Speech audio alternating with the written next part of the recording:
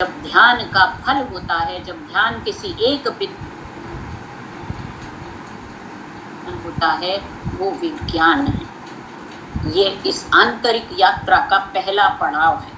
26 खंड हैं इस 7वें अध्याय में, जिनमें से 7 खंड में पहला पड़ाव सनत कुमार ने यहाँ तक पहुंचाया और उन्होंने मानसिक प्रक्रियाओं की व्याख्या की। लेकिन ये मानसिक प्रक्रियाएं पूरा मनोविज्ञान समेटे हुए हैं अपने अंदर। अब देखिए, कहा यह जाता है कि उपनिषद जो है वो जगत से मनुष्यों को निवृत्त करते हैं। ये तो निवृत्ति मार्ग का ज्ञान देते हैं और संसार से विमुख करते हैं। इनको यहाँ तक कहा गया कि ये आशावाद का नहीं, निराशावाद का और केवल कोरी आध्यात्मिकता का प्रचार करते हैं। लेकिन नहीं, उपनिषद विद्या जैसे कि हमारी समग्र श्रुति परंपरा समन्वयवादी परंपरा रही है, जिसमें ज्ञान, कर्म, उपासना और विज्ञान चत्वारो वेद विषया सन्ति, ये महर्षि दयानंद का उद्घोष है। जिसमें से सामवेद जो है वो उपासना का विज्ञान है। उसी प्रकार छांदोग्य उपनिषद के पिछले 5 खंडों में उपासनाओं का वर्णन है, लेकिन अंतिम 3 खंडों में ज्ञान का वर्णन है। और ये जो ज्ञान बताया जा रहा है केवल मानसिक जगत का ज्ञान नहीं है। यहाँ आकर रुकते हैं और फिर वो नारद को वापस लाते हैं भौतिक जगत में, मानसिक से फिर भौतिक में लौटते हैं और विज्ञान को जोड़ते हैं बल के साथ। कहा कि बल जो है वो विज्ञान से भी बढ़कर है। बहुत सारे विद्वान बैठे हुए हैं, विज्ञानी बैठे हुए हैं, लेकिन एक बलवान पुरुष आता है तो उन सब का विज्ञान धरा का धरा रह जाता है। इसलिए बल, और ये बल केवल शारीरिक बल नहीं है, ये आत्मिक बल है, मानसिक बल है और शारीरिक बल का समुच्चय। तो ये बल विज्ञान से बढ़कर है। फिर पूछा क्या बल से भी बड़ा कुछ है? अन्नम वाव बलाद भूयः, अन्न तो बल से भी बड़ा है, क्योंकि अन्न से ही बल की प्राप्ति होती है। और उस अन्न से बढ़कर क्या है? तो आपो वाव अन्नाद भूयः, जल अन्न से भी बढ़कर है, क्योंकि जल के बिना अन्न की सृष्टि हो नहीं सकती। फिर क्या जल से बढ़कर भी कुछ है? तेजो वाव अद्यो भूयः, तेज, ज्योति, प्रकाश, ऊर्जा या ऊष्मा वो जल से भी बढ़कर है, क्योंकि उसी के द्वारा जल में अन्न को उपजाने की शक्ति दी जाती है। फिर तेज से बढ़कर क्या है? तो भूयः, तेज से बढ़कर आकाश है। स्मरो वाव आकाशाद भूयः, स्मर आकाश से भी बढ़कर है। आशा वाव स्मराद भूयसी, आशा स्मर से भी बढ़कर है। और प्राणो वा आशाया भूयान, प्राण आशा से भी बढ़कर है। प्राणो यैवैतानि सर्वाणि भवन्ति, ये दूसरा पड़ाव यहाँ पर रुका जो भौतिक जगत का था। एक मानसिक जगत था, दूसरा भौतिक जगत है। और अब ले जा रहे हैं फिर वापस, क्योंकि हमारे यहाँ चक्रक काल है। तो तू आरोह और अवरोह, अभी मैं इस पर बात करूंगी कि द्वंद्वात्मकता और आरोह अवरोह हमारे वैदिक चिंतन की, वैदिक वाङ्मय की शैली रही है।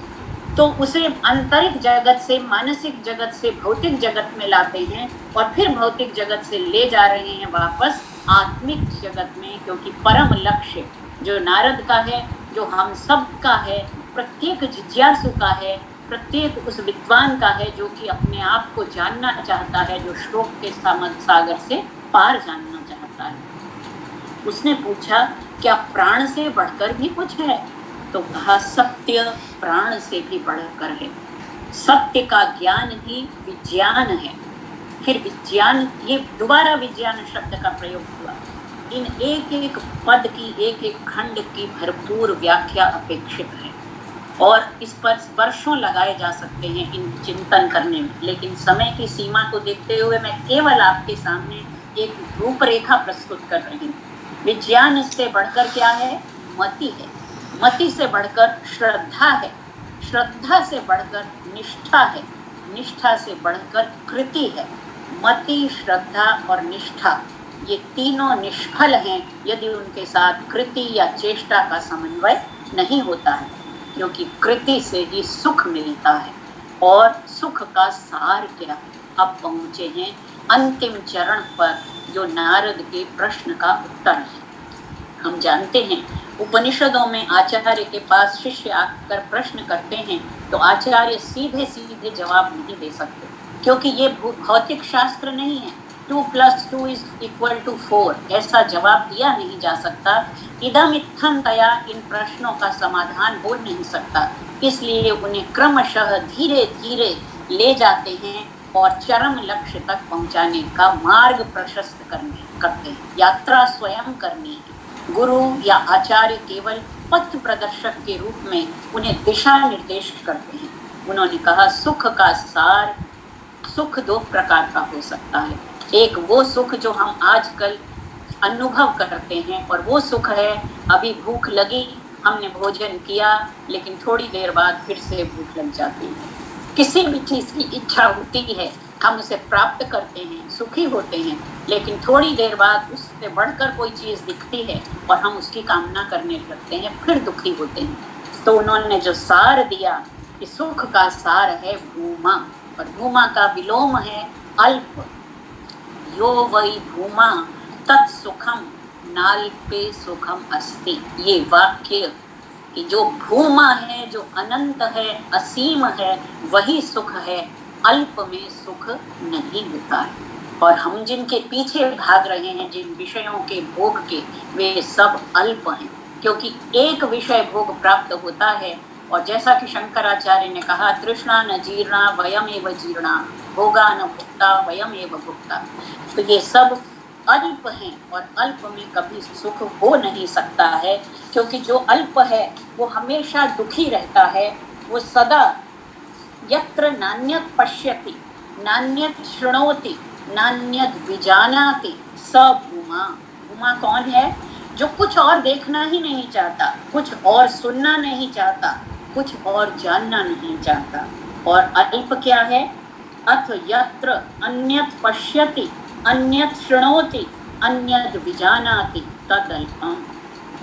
हम बात तो कर रहे हैं यहाँ बैठकर उपनिषद की, लेकिन मन हमारा कहीं और जा रहा है, ध्यान कहीं और लगा हुआ है। तो ये जो विषय जिसमें हमारा मन पूरी तरह से परिनिष्ठित नहीं होता है, वे सब अल्प हैं। भूमा वो है जिसके पा लेने पर कुछ भी पाने की इच्छा नहीं रहती है। 2 प्रकार से इसकी फलश्रुति की है आचार्य ने। उन्होंने पहले अहंकारादेश से किया कि उसे सब चीज अहम के रूप में अनुभव होती है, अहमेव इदं सर्वम। किंतु अहंकारादेश में भी अहम एंड इदम, इसका ये जो भेद है ये बना रहता है, मैं हूँ और मुझे ये पाना है। इसलिए अंत में आत्मादेश किया, आत्मैवेदं सर्वम। और जब ये अनुभूति होती है तब भूमा, जो इसका स्वरूप उन्होंने बताया, आत्मरति, आत्मक्रीड, आत्ममिथुन, आत्मानंद, सह स्वराट भवति। तब वो स्वराट हो जाता है। और तब अंत में उद्घोषणा करते हैं, न पश्यो मृत्युम पश्यति न रोगम न दुःखताम सर्वं पश्यः पश्यति सर्वमाप्नोति सर्वशः। असली दर्शक वही है, असली तत्ववेत्ता वही है, वास्तव में आत्मविद वही है जो न मृत्यु को देखता है, न रोग को देखता है, न दुख को देखता है। ऐसा दर्शक, ऐसा विद्वान, ऐसा मनीषी तो वही है जो सब कुछ सब ओर देखता है और उसी को सब ओर पा लेता है। अब कुछ बिंदु जो इससे उभर कर आते हैं, एक बिंदु मैंने पहले बताया कि यहाँ पर ज्ञान, इच्छा और चित्त, मन, संकल्प और चित्त, इन 3 धरातल की चर्चा की गई है। ऋषि ने इन तीनों प्रकार की प्रक्रियाओं के द्वारा मनोविज्ञान के सूक्ष्म प्रक्रियाओं का यहाँ पर संकेत दिया है। दूसरी बात जो उभर कर आती है नारद सनत कुमार संवाद में, उसमें बहुविध ज्ञान शाखाओं का उल्लेख, 19 प्रकार की विद्याओं का तो यहाँ पर परिगणन किया गया है। इससे पता चलता है कि मल्टी डिसिप्लिनैरिटी ऑफ नॉलेज केवल आज की उपज नहीं है। प्राचीन काल में हमारे जो जिज्ञासु होते थे, विद्यार्थी होते थे, वो अपने आप को इतना तैयार करके तब आचार्य के पास असली ज्ञान पाने के लिए, तत्व ज्ञान पाने के लिए पहुंचते थे। इसीलिए अनुबंध चतुष्टय की परिकल्पना और उसमें अधिकारी का जो लक्षण दिया गया, 19 विद्याएं पढ़ कर गए हैं और फिर भी शोक से मुक्ति नहीं होती। इससे ये भी सूचित होता है कि बहुश्रुत होने से आत्मज्ञान या आनंद की उपलब्धि सुनिश्चित नहीं हो सकती। केवल नाम या शब्द की उपासना करने से हम शब्दों का तो जंजाल उठा देते हैं, शब्द झरी बरसा सकते हैं, लेकिन उससे हमें आनंद की प्राप्ति, सुख की प्राप्ति नहीं हो सकती। जब नारद जैसे तपस्वी और स्वाध्यायी व्यक्ति भी शोक सागर में मग्न रहते हैं, जबकि उन्हें इतना तो ज्ञान है कि तरति शोकम आत्मविद, उन्हें अपनी सीमाओं का भी ज्ञान है कि मैं मंत्रविद हो चुका हूँ लेकिन आत्मविद नहीं हूँ। तो सोचिए, हम जैसे स्वल्प ज्ञानी दंभी लोगों की विडंबना, जिनके बारे में भर्तृहरि ने अपने नीति शतक में कहा, यदा किंचित जो हम द्वीप इव मदांध समभव, हमें किसी एक विद्या के, एक अंश के, एक ग्रंथ का स्वल्प ज्ञान होता है तो हमें लगता है अब हमसे बड़ा कोई विद्वान नहीं और अब हमारे लिए जानने को कुछ भी शेष रहा ही नहीं। तो इससे हमें ये संकेत भी मिलता है कि ज्ञान की कोई सीमा नहीं, कोई पराकाष्ठा नहीं। जितना भी ज्ञान नाम रूप में प्राप्त किया जाए, वो जब तक नाम से ऊपर ऊपर के धरातल तक पहुंचता नहीं है, अपने को समृद्ध नहीं करता है, तब तक वो ज्ञान निरर्थक। आत्मज्ञान ही सर्वोच्च ज्ञान है। शब्द ज्ञान या नाम का ज्ञान तो उस यात्रा की पहली सीढ़ी है। शब्द ज्ञान से शुरू अवश्य करना है, क्योंकि उसके बिना ज्ञान की शुरुआत ही नहीं होगी, किंतु वहां रुक नहीं जाना, सतत हमें आगे बढ़ना है, उत से उत्तर और उत्तर से उत्तम की ओर, स्थूल से सूक्ष्म, दृश्य से अदृश्य, व्यक्त से अव्यक्त की ओर उन्मुख होना आत्मज्ञान का प्रथम सोपान है। और नाम से विज्ञान तक अंतर जगत है जो मानसिक है, बल से प्राण तक भौतिक जगत है और सत्य से भूमा तक आत्मिक जगत है। अल्प, सीमित और शांत में सुख कभी पूर्ण नहीं हो सकता।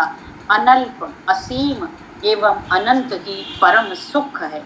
किंतु इस यात्रा में अनंत पर पहुंचने से पहले अंतिम बात जो मैं कहना चाहती हूँ, और मैं नहीं कह रही हूँ, ये छांदोग्य उपनिषद का 7वां अध्याय अंतिम बात जो कहता है, अनंत पद पर पहुंचने से पहले 4 चरण और दे दिए।